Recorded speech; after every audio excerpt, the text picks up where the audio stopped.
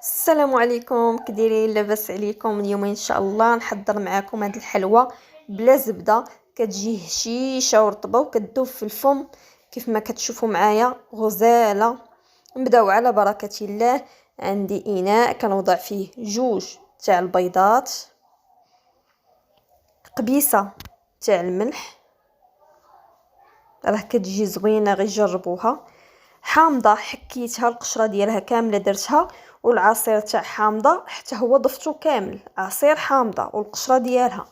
عندي هنا كاس ديال السنيده، نص كاس تاع الزيت. نخلط هادشي مزيان كيف ما كتشوفوا معايا. مني نخلط هادشي دابا غنبدا الكوك، كاس ديال الكوك كامل وضعته. خذوا كوك اللي يكون ميدم. دابا غنبدا نوضع في القمح سبيسيال. كاس الاول وضعت معاه خماره وحده. خلطت المكونات مزيان وغنبدا نضيف عاوتاني في القمح. تقريبا دخلت هنا الكاس الثاني هذا، تقريبا دخلت 2 كيسان ونص في القمح سبيسيال. راه بعد النوبات كندخل غير 2 كيسان على حسب النوعيه ديال القمح. هذا القمح سبيسيال اللي كنعجنو بيه، ماشي السميده الرقيقه. صافي نجمع العجينه كيف ما كتشوفوا معايا. نجمعها شويه بصباعي، غير ماشي ندلكها ولا غير نجمعها.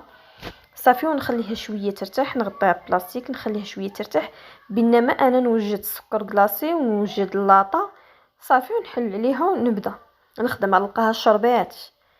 صافي وغنبدا نحط كويرات ونمرمد فيهم هذاك السكر كلاصي، حتى هو راه سبيسيال، نوعيه جيده باش يتصدق معكم. كيف ما كتشوفوا كندير واحد الكميه وكنبدا ندورها كامله، نغطسها كامله ونحط، نمرمدها كامله ونحط. من بعد هنا عندي الكاوكاو البلدي داك الصغيور، كنبدا نحط وحده الوسط. اللي ما عندهاش بلاش، غير تقرصها واحد شويه. ما انا هانتي غير كنورك على ديك الكاوكاوه كتخشى. صافي دابا غنوضعها في الفران العافيه من الفوق باش تشقق لينا الحلوى. عاد غنهزها نطلع الفوق باش طيب لينا من التحت. ضروري العافيه تجي من فوق اللاطه من يلاه ندخلها باش تشقق. هيا دابا تشققت معانا، عاد غادي نطلعها الفوق باش تكمل التحمار ديالها. صافي وهانا كنقدمها لكم بالصحه والعافيه، وكنتمنىكم تدعموني البنات وشي تعليق زوين.